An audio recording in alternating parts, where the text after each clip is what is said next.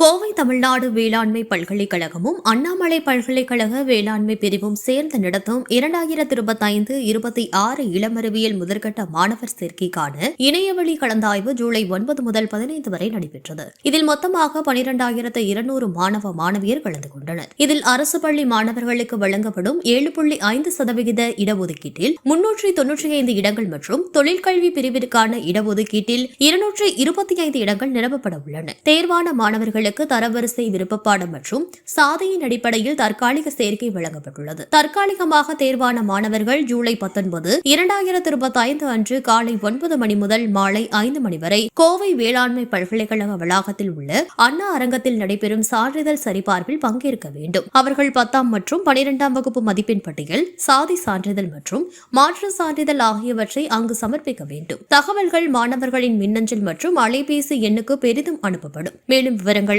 எண்ணில் 9486355077 மற்றும் 9486425076 என்ற எண்ணில் காலை 9 மணி முதல் மாலை 5 மணி வரை தொடர்பு கொள்ளலாம்.